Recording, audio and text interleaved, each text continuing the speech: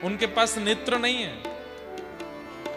एक दिन ठाकुर जी के मन में आया, प्रकट हो गए सूरदास जी के आगे और कहा, सूरदास जी मांग लीजिए कुछ वरदान।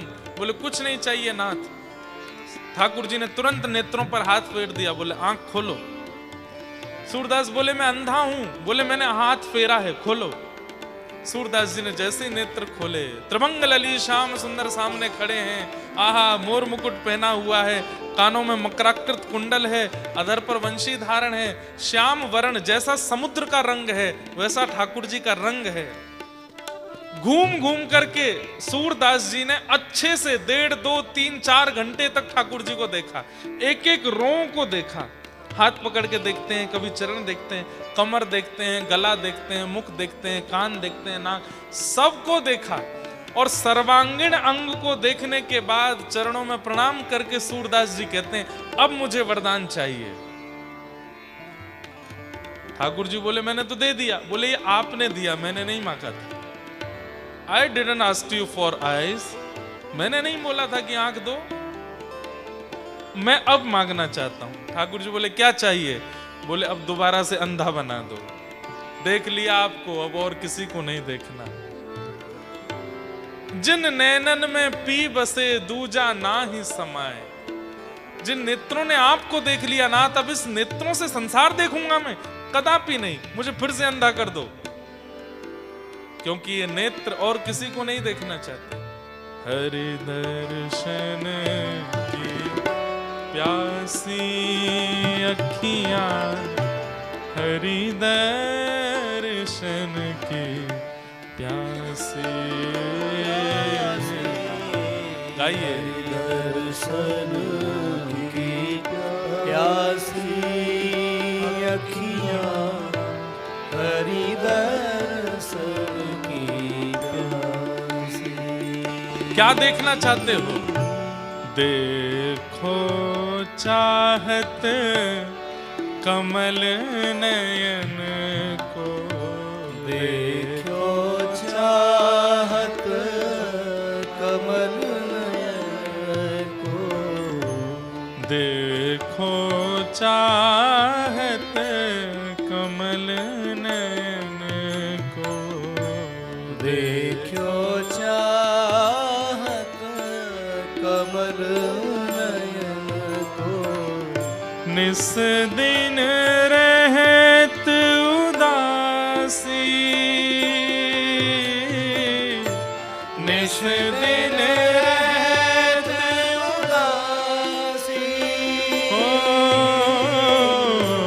निस दिन रहत उदासी अखियां, हरि दर्शन की प्यासी, प्यासी हरि दर्शन की प्यासी अखियां, हरि दर्शन की प्यासी। ओ काहू के मन की को जानत, लोगन के मन हंसी, काहू के मन की को जानत, लोगन के मन हंसी। ओ काहू के मन। देखो भैया, मैं एक बात कहता हूं कथा में, ठाकुर जी को उसी ने पाया जिसने गाया, जिसने नहीं गाया उसने ठाकुर जी को पाया ही नहीं। मुझे एक नाम बता दीजिए जिसने गाया ना हो और ठाकुर जी मिल गए हों। सूरदास गाते हैं तो मिलते हैं, मीराबाई गाती हैं तो मिलते हैं, तुलसीदास गाते हैं तो मिलते हैं, हनुमान जी महाराज प्रभु चरित्र सुनवे को रसिया, राम लखन सीता मन बसिया, करताल लेकर के गाते हैं तब राम जी मिलते हैं।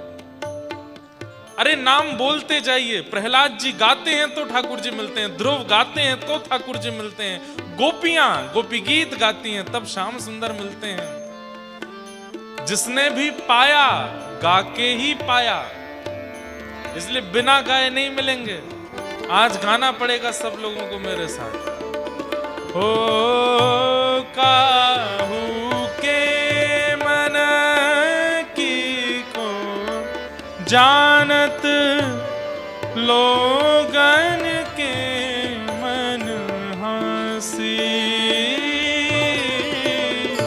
काहू के मन की को जानत लोगन के मन हंसी। सूरदास प्रभु तुमरे दरस बिन, सूरदास प्रभु तुम्हारे दरस बिन, सूरदास प्रभु तुमरे दर्श बिन, सूरदास प्रभु तुम्हारे दरस बिन, ले हो करवट काशी अखियां हरि दर्शन की प्यासी। हरि दर्शन की प्यासी अखियां हरि दर्शन की प्यासी। हरि दर्शन की प्यासी अखियां हरि दर्शन की प्यासी। प्यासी हरि दर्शन की प्यासी अखियाँ हरि दर्शन की प्यासी।